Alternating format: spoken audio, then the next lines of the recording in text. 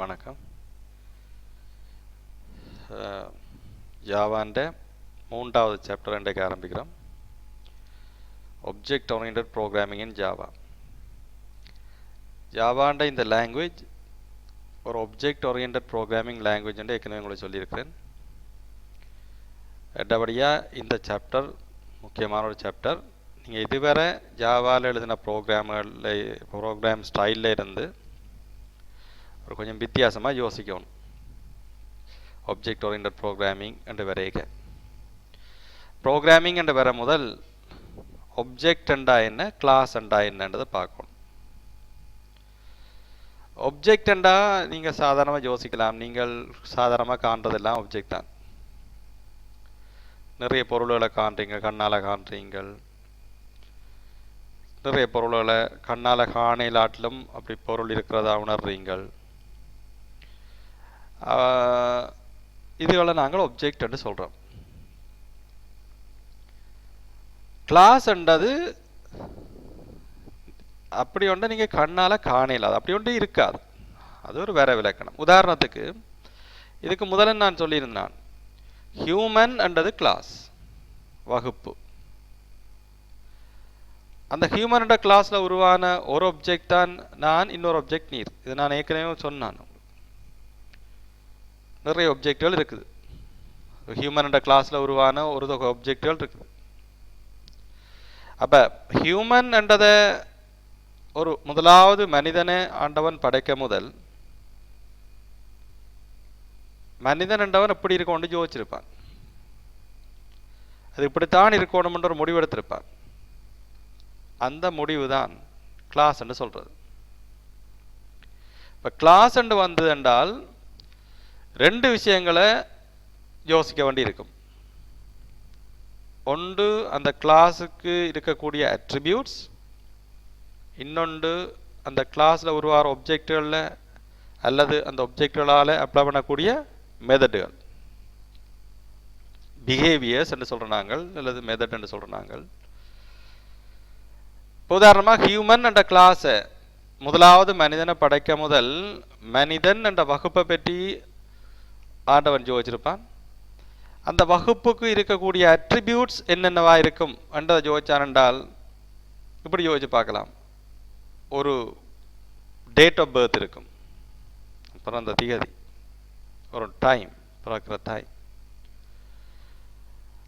அவனுக்கு ஒரு நேம் இருக்கும். சிலவாழ நேம் நாங்கள் வச்சதா இருந்தாலும் அவனும் ஒரு நேம் வச்சிருப்பான். ஆளை அடையாளம் காண்றதுக்குன்ற ஒரு ஐடென்டிஃபிகேஷன் வச்சிருப்பான். இப்போ அவனுக்கு ஒரு நேம் இருக்கும், அவனுக்கு ஒரு டேட் ஆஃப் பர்த் இருக்கும், அவனுக்கு ஒரு ஹைட் இருக்கும், வெயிட் இருக்கும், கலர் இருக்கும், ஒரு தொகை அட்ரிபியூட்ஸ். நாங்கள் கற்பனை பண்ணல அளவுக்கு அட்ரிபியூட்ஸ் அவன் யோசிச்சிருப்பான். ரெண்டாலும் மேனேஜர் நாங்கள் சின்னாக்கள் எந்த அப்ளிகேஷனுக்கு ப்ரோக்ராம் எழுதுகிறோமோ அந்த அப்ளிகேஷனுக்கு அந்த கிளாஸில் என்னென்ன அட்ரிபியூட்ஸ் தேவையோ அவ்வளோத்தையும் யோசிச்சா காணும். உதாரணமாக எம்ப்ளாயி, தொழிலாளி என்ற கிளாஸை நாங்கள் யோசிக்கும் போது தொழிலாளிக்கு ஒரு நம்பர் இருக்கும், நேம் இருக்கும், டேட் ஆஃப் பர்த் இருக்கலாம், டேட் ஆஃப் ஜாயின், அப்போ இந்த தொழிலில் சேர்ந்தவர் என்ற விஷயம் இருக்கும், பதவி என்னன்றது இருக்கும், சேலரி என்னன்றது இருக்கும். இதுகள் எம்ப்ளாயிக்கு இருக்கக்கூடிய அட்ரிபியூட்ஸாக நாங்கள் யோசிப்போம். அன்லிமிட்டட்னு சொல்லலாது, எங்களுக்கு தெரியும் என்னென்ன அட்ரிபியூட்ஸ் தேவையோ அவ்வளோத்தையும் போடுவோம். டேட் ஆஃப் பர்த் எங்களுக்கு தேவை, ஆனால் டைம் ஆஃப் பர்த் தேவையில்லை. இத்தனை மணி, இத்தனை நிமிஷம், இத்தனை செகண்டில் அவர் பிறந்தவர்ன்றது எங்களுக்கு தேவையில்லை. தேவையில்லாத அட்ரிபியூட்டெல்லாம் விட்டுருவோம், தேவையானதை மட்டும் எடுப்போம். அப்படி இந்த கிளாஸஸ், ஆண்டவன் படைத்த கிளாஸஸ் என்று சொல்லிக்க அவன் யோசித்த அட்ரிபியூட்ஸ் கணக்கில் அடங்காது. நாங்கள் ஒரு கிளாஸை யோசிக்கல, எங்களோட அப்ளிகேஷனுக்கு ஏற்ற மாதிரி எங்களுக்கு என்னென்ன அட்ரிபியூட்ஸ் தேவையோ அந்த அட்ரிபியூட்ஸை யோசிச்சா காணும். அப்படி ஹியூமன் என்ற கிளாஸில் இவ்வளவு அட்ரிபியூட்ஸ் நான் சொல்லியிருக்கிறேன். Name, date of birth, height, weight, இதுகளெல்லாம் அட்ரிபியூட்ஸ். சாதாரணமாக இதுவரை படித்த ப்ரோக்ராமிங்கில் இதுவரை படித்ததை வச்சுட்டு பார்க்குறேன்னா அதெல்லாம் வேரியபிள்ஸ். உண்மையாக வேரியபிள்ஸை நாங்கள் இங்கே அட்ரிபியூட்ஸ்னு சொல்கிறோம்.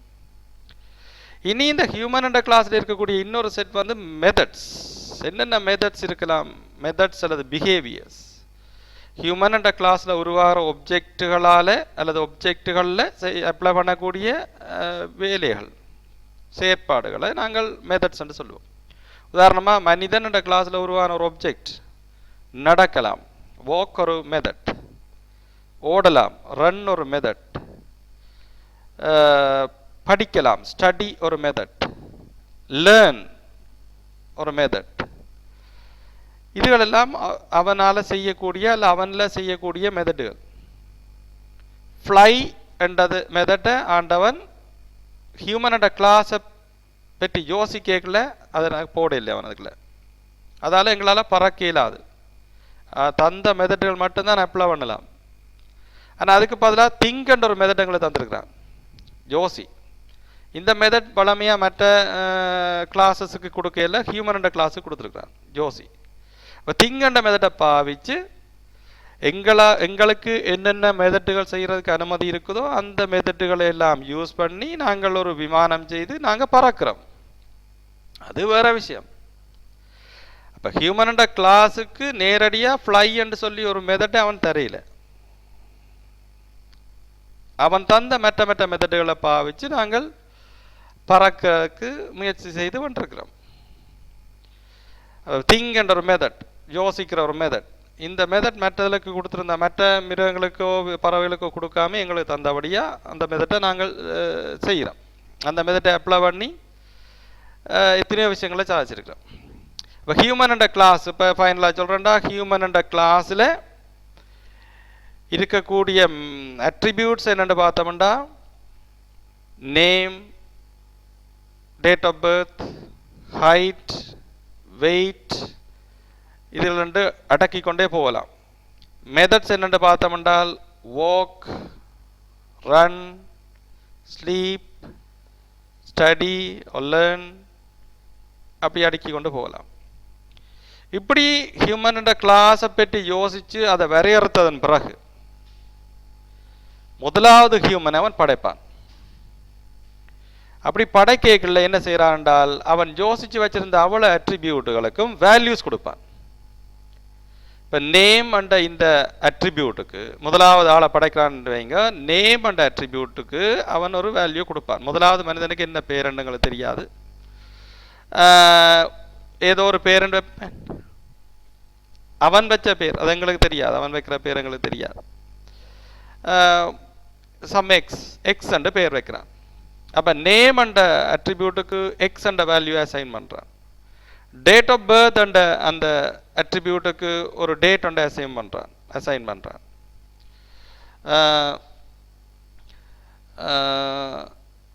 அதே மாதிரி வேற என்ன சொன்னான், ஹைட்டுக்கு 6 feet 2 inch என்று அசைன் பண்ணுறான். நம்பர் ஆஃப் லெக்ஸ், கால்களின் எண்ணிக்கை என்றதுக்கு 2 என்று அசைன் பண்ணுறான். வலது காலில் உள்ள விரல்களின் எண்ணிக்கை 5 என்று அசைன் பண்ணுறான். இடது காலில் உள்ள விரல்களின் எண்ணிக்கை 5 என்று அசைன் பண்ணுறான். இடது காலில் உள்ள கட்ட விரலின் நீளம் இவ்வளவு என்று அசைன் பண்ணுறான். இப்படியே ஒவ்வொரு அட்ரிபியூட்ஸுக்கும் வேல்யூஸ் அசைன் பண்ணி கொண்டு வேற முதலாவது மனிதன் பார்க்கிறான். அவன் தான் ஒப்ஜெக்ட். அதைத்தான் நாங்கள் ஒப்ஜெக்ட் என்று சொல்றது. அப்ப கிளாஸ் என்றதுல அட்ரிபியூட்ஸும் மெத்தட்ஸும் இருக்கும். அந்த அட்ரிபியூட்ஸ்களுக்கு வேல்யூஸ் அசைன் பண்ணி கொண்டு வரைக்குள்ள முதலாவது ஒப்ஜெக்ட் உருவாகுது. இன்னொரு வேல்யூ செட்டை அசைன் பண்ணி கொண்டு வரைக்கும் ரெண்டாவது ஒப்ஜெக்ட் உருவாகுது. உதாரணத்துக்கு நம்பர் ஆஃப் லெக்ஸ் என்றது ஒவ்வொரு ஒப்ஜெக்ட்டுக்கும் அவன் நம்பர் ஆஃப் லெக்ஸ் என்றதுக்கு 2 போட்டு கொண்டு வந்து அழுத்து போய் ஒரு ஒப்ஜெக்ட் உருவாகிக்கல நம்பர் ஆஃப் லெக்ஸுக்கு 1 என்று போட்டு விடுறான். அப்ப அந்த ஒப்ஜெக்ட் அந்த மனிதன் நொண்டியா பார்க்கிறான். சரியா? அப்படி கிளாஸ் என்றது வளவே விளங்கிக் கொள்ளுங்கோ, டெபினிஷன் மட்டும்தான். அப்படி ஒன்று இருக்காது, நீங்க கண்ணால பார்க்கலாது. ஆனால் ஒப்ஜெக்ட் என்றது நீங்க பார்க்கலாம், அப்படி ஒன்று இருக்கும். அந்த கிளாஸ்ல உருவான ஒப்ஜெக்ட். இப்ப நான் உங்கள்ட்ட கேட்கிறேன், பழமையா நான் கிளாஸ்லையும் கேட்கிற கேள்வி, மாடு கவ் ஒரு கிளாஸா ஒப்ஜெக்டா? நான் ஏற்கனவே சொன்னான் ஒப்ஜெக்ட் என்றால் அப்படி ஒன்று இருக்கும், நீங்கள் பார்த்துருப்பீங்க அல்லது உணர்ந்திருப்பீங்க. அப்படி ஒன்று இருக்கும். உதாரணமா ஒரு மீட்டிங், மீட்டிங் எடுத்தா இப்போ இன்றைக்கு நடக்கிற மீட்டிங் ஒரு ஒப்ஜெக்டை நீங்கள் யோசிக்கலாம். அது ஒரு இவெண்ட் தான். ஒரு அதுக்கு ஒரு ஆரம்ப நேரம் இருக்குது, முடிவு நேரம் இருக்குது, ஏர் பிரசிடென்ட் இருக்குது, ஏர் சேர்பர்சன் இருக்குது. இதெல்லாம் அட்ரிபியூட்ஸ். அந்த மீட்டிங்காலே அல்லது மீட்டிங்கில் என்ன செய்யலாம்ன்றது மெதட்ஸ். மீட்டிங்கை துவக்கலாம், மீட்டிங்கை முடிக்கலாம், இதுகள் எல்லாம் மெதட்ஸ். அப்போ சில கிளாஸஸ் அல்லது ஒப்ஜெக்ட்ஸ் இப்படித்தான் தொட்டு பார்க்கலாத, ஆனால் இருக்கும். இப்போ நான் கேட்குறேன், மாடு என்றது கிளாஸா ஒப்ஜெக்டா? சிலர் இப்போ யோசிப்பீங்கள் கிளாஸ் என்று, சிலர் ஒப்ஜெக்ட் என்று யோசிப்பீங்க. இப்போ மாடு என்றது கிளாஸ் என்று யோசிச்சாக்கள்கிட்ட நான் கேட்குற கேள்வி, மாடு என்ன நிறம்? யோசிச்சு பாருங்க, மாடு என்ன நிறம்?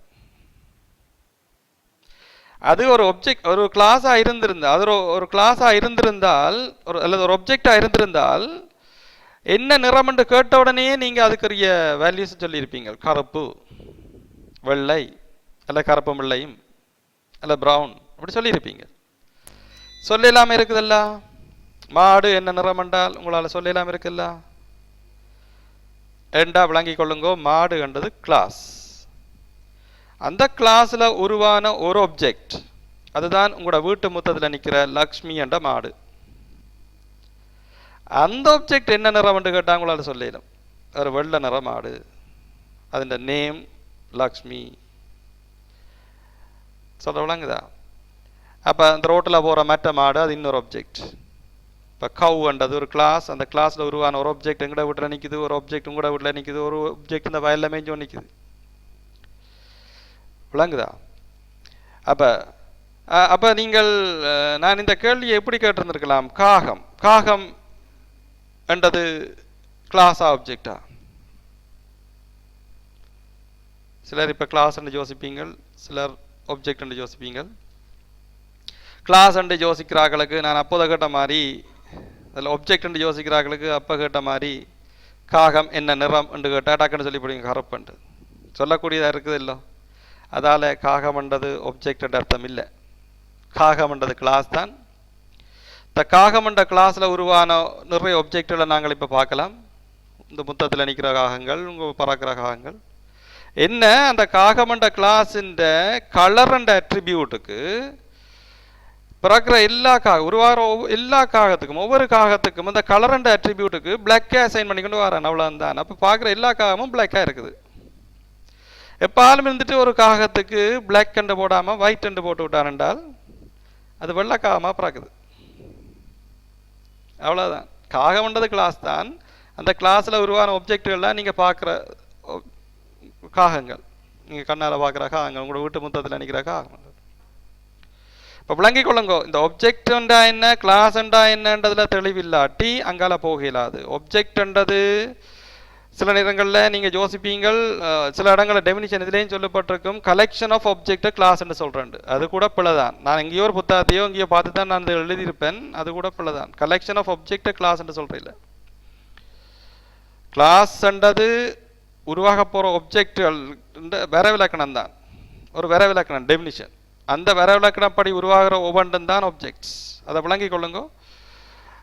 அந்த ஒப்ஜெக்டுகளை நாங்கள் இன்ஸ்டன்ஸ்ன்னு சொல்கிறோம். நாங்கள் சரியா இன்ஸ்டன்ஸ் சொல்கிறோம். ஒப்ஜெக்ட் நாங்கள் இன்ஸ்டன்ஸ் சொல்கிறோம். நாங்கள் அதையும் விளங்கிக் கொள்ளுங்க.